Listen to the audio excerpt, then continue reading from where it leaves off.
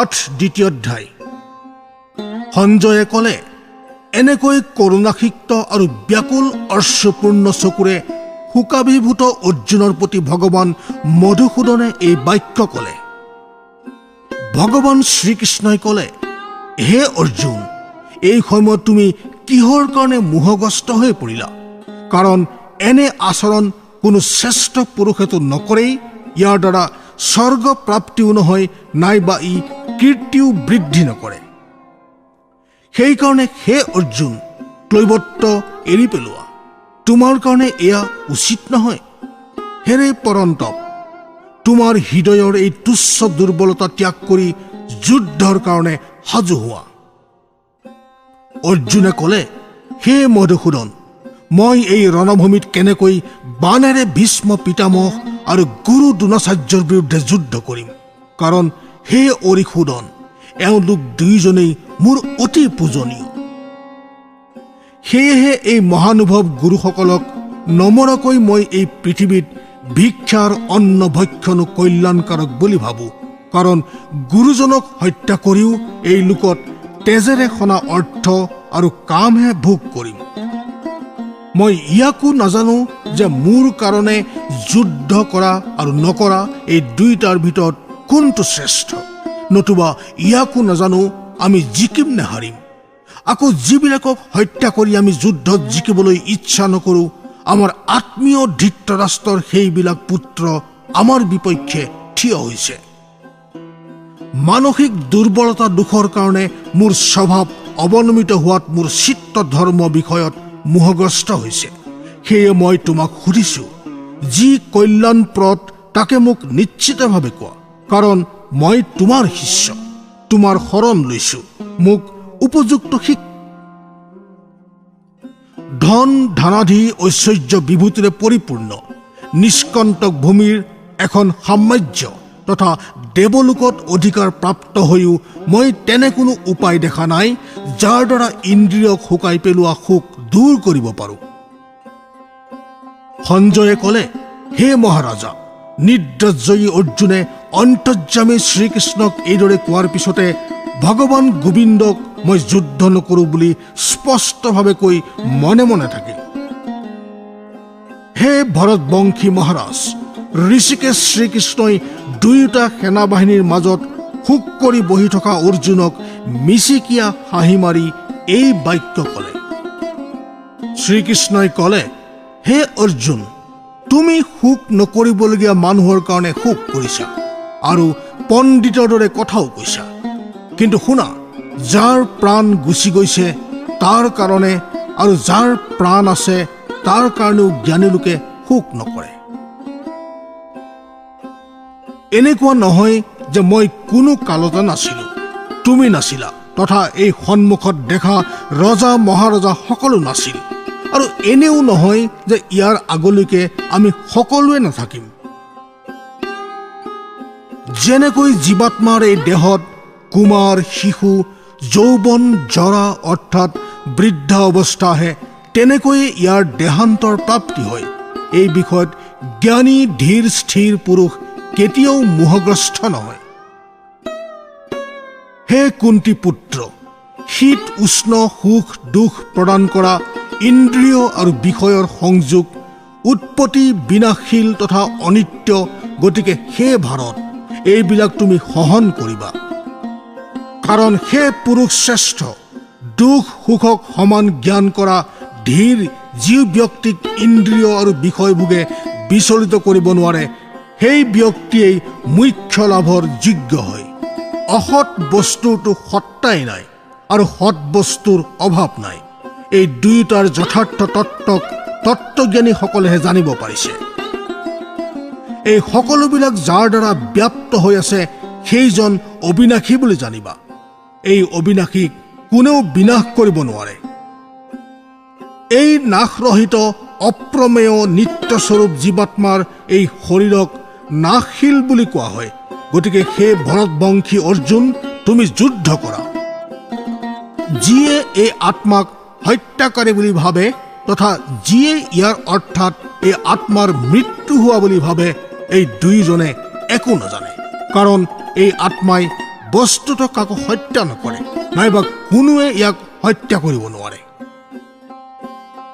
এই আত্মাই কেতিয়াও কোনো কালতে জন্ম লোৱা নাই, নাইবা কেতিয়াও নমৰে। আৰু এই আত্মাই এবাৰ উৎপন্ন হৈ যে অস্তিত্ববান নহ'ব সেয়াও নহয়, কাৰণ এই আত্মা অজন্মা, নিত্য, সনাতন আৰু পুৰাতন। শৰীৰৰ বিনাশ হ'লেও ইয়াৰ মৃত্যু নহয়। হে পৃথাপুত্ৰ অৰ্জুন, যি পুৰুষে এই আত্মাক নাশৰহিত, নিত্য, অজন্মা আৰু অব্যয় বুলি জানিছে, সেইজন পুৰুষে কেনেকৈ কাৰোবাক হত্যা কৰোৱাব বা কৰিব পাৰে?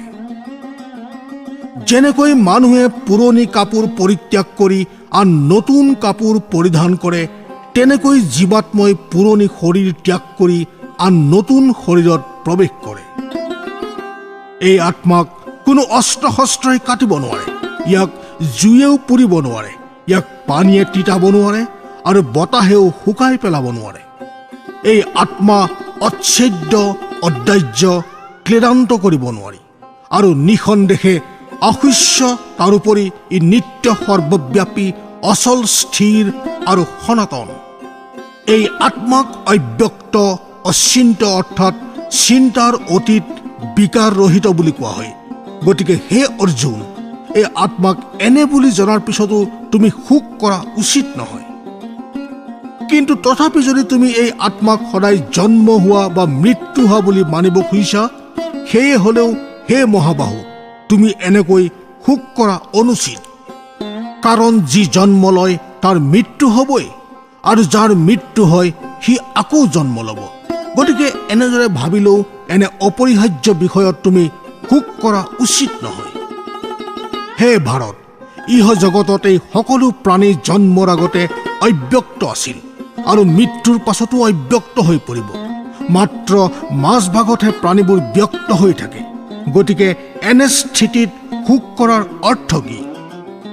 কোনো মহাপুৰুষে ইয়াক আশ্চৰ্যৰ দৰে দেখে, কোনোবাই আকৌ আশ্চৰ্যৰ দৰে বৰ্ণনা কৰে, আৰু কোনোবাই আশ্চৰ্যৰ দৰে শুনে, আকৌ কোনোবাই এই আত্মাৰ বিষয়ে শুনিও একো নাজানে। হে অৰ্জুন, এই আত্মা সকলোৰে শৰীৰত সৰ্বদা অবৈধ। গতিকে কোনো প্ৰাণীৰ কাৰণেই তুমি শোক কৰিব নালাগে। তোমাৰ নিজৰ ধৰ্মৰ পিনে লক্ষ্য কৰিও তুমি ভয় খোৱা উচিত নহয়, কাৰণ ক্ষত্ৰিয়ৰ পক্ষে ধৰ্মযুক্ত যুদ্ধতকৈ শ্ৰেষ্ঠ আন কোনো কল্যাণকাৰী কৰ্তব্য থাকিবই নোৱাৰে। হে পাৰ্থ, সংযোগবশতঃ আপোনা আপুনি অহা খোলা স্বৰ্গদ্বাৰ স্বৰূপ এনে ধৰ্মযুদ্ধ সৌভাগ্যশালী ক্ষত্ৰিয়হে লাভ কৰে। কিন্তু তুমি যদি এই ধৰ্মযুদ্ধ নকৰা, তেনেহ'লে নিজ ধৰ্ম আৰু কীৰ্তি হেৰুৱাই পাপকহে পাবা। সকলো মানুহে দীৰ্ঘকালব্যাপী স্থায়ী তোমাৰ অপকীৰ্তিৰ চৰ্চা কৰিব। সন্মানিত পুৰুষৰ কাৰণে অপযশ মৰণতকৈও অধিক যন্ত্ৰণাদায়ক। যিবিলাকৰ দৃষ্টিত তুমি সুসন্মানিত হৈ এতিয়া অসন্মান পাবা, সেই মহাৰথীসকলেই ভাবি ল'ব যে তুমি ভয়তে যুদ্ধক্ষেত্ৰ এৰি গুচি গৈছা। তোমাৰ শত্ৰুপক্ষৰ বহু লোকে তোমাৰ সামৰ্থ্যৰ নিন্দা কৰাৰ উপৰিও বহু নকবলগীয়া কথা ক'ব। ইয়াতকৈ অধিক দুখজনক কি হ'ব পাৰে বাৰু? যুদ্ধত যদি তোমাৰ মৃত্যু হয়, তেনেহ'লে স্বৰ্গ ভোগ পাবা, আৰু যদি জয় হয়, তেনেহ'লে পৃথিৱী ৰাজ্যক ভোগ কৰিবা। এই কাৰণেই হে অৰ্জুন, তুমি যুদ্ধৰ কাৰণে দৃঢ় নিশ্চয় কৰি থিয় হোৱা। জয়, পৰাজয়, লাভ, হানি আৰু সুখ দুখক সমান বুলি জ্ঞান কৰি যুদ্ধৰ কাৰণে সাজু হোৱা। এনেকৈ যুদ্ধ কৰিলে তোমাৰ কোনো পাপ নহয়। হে পাৰ্থ, এই সমত্ব বুদ্ধি সাংখ্য অৰ্থাৎ জ্ঞানযুগৰ বিষয়ে তোমাক কোৱা হ'ল। এইবাৰ তুমি ইয়াক কৰ্মযুগৰ সম্বন্ধে শুনা। যি বুদ্ধি প্ৰাপ্ত হ'লে তুমি কৰ্মবন্ধন ত্যাগ কৰিব পাৰিবা, অৰ্থাৎ সৰ্বতোভাৱে ছিন্ন কৰিবলৈ সমৰ্থ হ'বা। এই কৰ্মযুগত প্ৰাৰম্ভৰ অৰ্থাৎ বীজৰ নাশ নহয় আৰু বিপৰীত ফলৰূপ দুখো নহয়। আনহাতে এই কৰ্মযুগৰূপ ধৰ্মৰ অলপমান পালনেও জন্ম মৃত্যুৰূপ মহাভয়ৰ পৰা ৰক্ষা কৰে। হে অৰ্জুন, এই কৰ্মযুগত নিশ্চয়াত্মিকা বুদ্ধি এটাই কিন্তু অস্থিৰ চিন্তাকাৰী বিবেকহীন সকাম মনুষ্যৰ বুদ্ধি নিশ্চিতভাৱে অনেক ভেদযুক্ত আৰু অনন্ত। হে অৰ্জুন, যিসকলৰ চিত্তভোগত তন্ময় কৰ্মফল প্ৰশংসাকাৰী, যিবিলাকে বেদ বাক্যতে শ্ৰদ্ধা ৰাখে আৰু যিবিলাকৰ বুদ্ধিত স্বৰ্গই পৰম প্ৰাপ্য বস্তু আৰু স্বৰ্গতকৈ আন একো বস্তু নাই, এনেকৈ কোৱা সেই অবিবেকীসকলে যি পুষ্পিত অৰ্থাৎ আপাত শোভনীয় বাক্য হৈ থাকে, যিয়ে জন্মৰূপ কৰ্মফল দান কৰে আৰু যিয়ে ভোগ ঐশ্বৰ্য প্ৰাপ্তিৰ বাবে নানা প্ৰকাৰৰ ক্ৰিয়াৰ বৰ্ণনা কৰে, আৰু এই বাক্যৰ দ্বাৰা যাৰ চিত্তহৰণ হৈছে, ভোগ আৰু ঐশ্বৰ্যত অত্যন্ত আসক্ত, সেইবিলাক পুৰুষৰ নিশ্চয়াত্মিকা বুদ্ধি কেতিয়াও নহয়। হে অৰ্জুন, বেদ তিনিওটা গুণৰ কাৰ্যৰূপ, সকলো ভোগ আৰু সাধনৰ প্ৰতিপাদক। তুমি ভোগ আৰু সাধনৰ প্ৰতি আসক্তিহীন, হৰ্ষ বিষাদ আদি দ্বন্দ্বৰ অতীত নিত্যসত্ত্ব পৰমাত্মাত স্থিত যোগ আৰু ক্ষমক বাসনা নকৰা আৰু স্বাধীন অন্তঃকৰণযুক্ত হোৱা। সকলো ফালৰ পৰা পৰিপূৰ্ণ জলাশয় থাকিলেও মানুহৰ বাবে সৰু জলাশয়ৰ যিমান প্ৰয়োজন, ব্ৰহ্মতত্ত্ব সম্পৰ্কে জ্ঞান থকা ব্ৰাহ্মণৰ বাবে সমস্ত বেদৰো সিমানেই প্ৰয়োজন। তোমাৰ কৰ্ম কৰি যোৱাতহে অধিকাৰ আছে, কৰ্মফলত নহয়। সেয়েহে তুমি কৰ্মফলৰ হেতু নহবা। তাৰোপৰি তোমাৰ কৰ্ম নৰকতো আসক্তি থাকিব নালাগে। হে ধনঞ্জয়, তুমি আসক্তি ত্যাগ কৰা। সিদ্ধি আৰু অসিদ্ধিৰ সমান জ্ঞান কৰি যুগস্থিত হৈ কৰ্তব্য কৰ্ম কৰি যোৱা, সমস্তকেই যোগ কোৱা হয়। এই সমস্ত ৰূপ বুদ্ধি যুগতকৈ সকাম কৰ্ম অত্যন্ত নিম্ন পৰ্যায়ৰ। সেইকাৰণে হে ধনঞ্জয়, তুমি সমবুদ্ধিতে ৰক্ষাৰ উপায় বিচাৰি উলিওৱা, অৰ্থাৎ বুদ্ধি যুগেৰে আশ্ৰয় লোৱা, কাৰণ ফলৰ হেতু হোৱা যেন অত্যন্ত দিন। সমবুদ্ধি সম্পন্ন পুৰুষে ইহলোকত পুণ্য আৰু পাপ দুয়োটাকে ত্যাগ কৰে, অৰ্থাৎ তাৰ পৰা মুক্ত হয়। ইয়াৰ দ্বাৰা তুমি সমত্বৰূপ যুগত প্ৰযত্নবান হোৱা, কাৰণ এই সমত্বৰূপ যুগেই কৰ্মত কুশলতা অৰ্থাৎ কৰ্মবন্ধনৰ পৰা মুক্তি পোৱাৰ উপায়।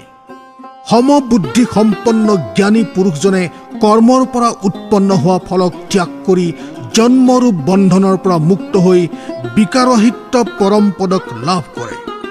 যেতিয়া তোমাৰ বুদ্ধি মোহৰূপ পংকৰ পৰা মুক্ত হৈ পৰিব, তেতিয়া তুমি শুনিবলৈ পোৱা আৰু শুনিবলগীয়া এই লোক আৰু পৰলোক সম্বন্ধীয় সকলো ৰকমৰ ভোগৰ পৰা বৈৰাগ্য প্ৰাপ্ত হবা।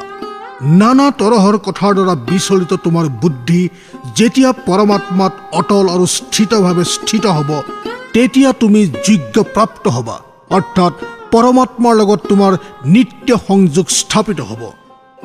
অৰ্জুনে ক'লে, হে কেশৱ, সমাধিত স্থিত পৰমাত্মাক প্ৰাপ্ত হোৱা স্থিৰ বুদ্ধি পুৰুষৰ লক্ষণ কি? সেই স্থিৰ বুদ্ধি পুৰুষে কেনেকৈ কথা কয়, কেনেকৈ বহে আৰু কেনেকৈ চলাফিৰা কৰে? ভগৱান শ্ৰীকৃষ্ণই ক'লে, হে অৰ্জুন, যেতিয়া এজন পুৰুষে মনত থকা সকলো কামনা বাসনাক সম্পূৰ্ণৰূপে ত্যাগ কৰিব আৰু আত্মাৰ দ্বাৰাই আত্মাত সন্তুষ্ট থাকিব, তেতিয়াই সেই পুৰুষজনক স্থিতপ্ৰজ্ঞ বোলা হয়। দুখত অনুদ্বিগ্ন চিত্ত, সুখত স্পৃহাহীন আৰু যাৰ আসক্তি ভয় আৰু ক্ৰোধ নিবৃত্ত হৈছে, সেই মুনিকেই স্থিতপ্ৰজ্ঞ বুলি কোৱা হয়। যি পুৰুষ সকলো বিষয়তে আসক্তি ৰহিত আৰু সেইবিলাক শুভ আৰু অশুভ বস্তুৰ প্ৰাপ্তিত প্ৰসন্ন নাইবা দ্বেষ নকৰে, সেইজন স্থিতপ্ৰজ্ঞ বুলি জানিবা। কাছই যেনেকৈ চাৰিওফালৰ পৰা নিজৰ অংগ সামৰি লয়, তেনেকৈ যি পুৰুষে ইন্দ্ৰিয় আদিৰ বিষয়ৰ পৰা ইন্দ্ৰিয়বিলাকক সকলো প্ৰকাৰে সংহৰণ কৰে, সেইজনেই স্থিৰ বুদ্ধি সম্পন্ন বুলি জানিবা। ইন্দ্ৰিয়ৰ দ্বাৰা বিষয়ক গ্ৰহণ নকৰা পুৰুষো কেৱল বিষয়ৰ পৰা নিবৃত্তি পাই হয়, কিন্তু ভিতৰত থকা আসক্তি নিবৃত্ত নহয়। এনে স্থিতপ্ৰজ্ঞ পুৰুষৰ আসক্তিও পৰমাত্মাৰ লগত সাক্ষাৎ হোৱাৰ পাছত দূৰ হৈ যায়। হে অৰ্জুন, আসক্তি সম্পূৰ্ণৰূপে নাশ নোহোৱাৰ কাৰণে এই চিত্ত আলোড়নকাৰী ইন্দ্ৰিয়সমূহে যত্নশীল বুদ্ধিমান পুৰুষৰ মনকো বলপূৰ্বক হৰণ কৰি নিয়ে। সেইকাৰণে সাধকে সেই ইন্দ্ৰিয়বিলাকক সম্পূৰ্ণভাৱে বশীভূত কৰি সমাহিত চিত্ত হৈ মোৰ প্ৰতি পৰায়ণ হৈ ধ্যানত বহে। কাৰণ যিজন পুৰুষৰ ইন্দ্ৰিয়বিলাক বশীভূত হৈছে সেইজনৰে বুদ্ধি স্থিৰ হয়। বিষয় ভোগক চিন্তা কৰি থকা পুৰুষৰ সেই বিষয়বিলাকৰ প্ৰতি আসক্তি উপজে। আসক্তিৰ পৰা বিষয়ৰ কামনা উৎপন্ন হয়। কামনাত বিঘিনি আহিলে ক্ৰোধ উৎপন্ন হয়। ক্ৰোধৰ পৰা মোহ উৎপন্ন হয় আৰু এই মোহৰ পৰা স্মৃতিভ্ৰম হয়। স্মৃতিৰ ভ্ৰম হ'লে বুদ্ধিৰ লোপ পায় আৰু বুদ্ধিৰ লোপ পালে সেই পুৰুষজন নিজৰ স্থিতিৰ পৰা ভ্ৰষ্ট হয়। কিন্তু যিয়ে মনক বশীভূত কৰিছে সেই সাধকে ৰাগ দেশৰহিত ইন্দ্ৰিয়ৰ দ্বাৰা বিষয়ত বিচৰণ কৰিও অন্তঃকৰণৰ প্ৰসন্নতা লাভ কৰে। অন্তঃকৰণলৈ প্ৰসন্নতা অহাৰ পিছত সকলো দুখৰ পৰা মুক্তি হয় আৰু সেই প্ৰসন্ন চিত্তৰ অধিকাৰী কৰ্মযোগীজনৰ বুদ্ধি সকলো ইন্দ্ৰিয় বিষয়ৰ পৰা আঁতৰি একে পৰমাত্মাত লীন হয়। যি ব্যক্তিৰ মন আৰু ইন্দ্ৰিয় নিজ বশত নাই তাৰ নিশ্চয়াত্মিকা বুদ্ধি নহয় আৰু সেই অযুক্ত ব্যক্তিৰ অন্তঃকৰণত ভগৱত চিন্তা নাজাগে। সেই আত্মচিন্তা বৰ্জিত মানুহে শান্তি লাভ নকৰে আৰু যিজন শান্তি ৰহিত তেওঁনো সুখ ক'ত?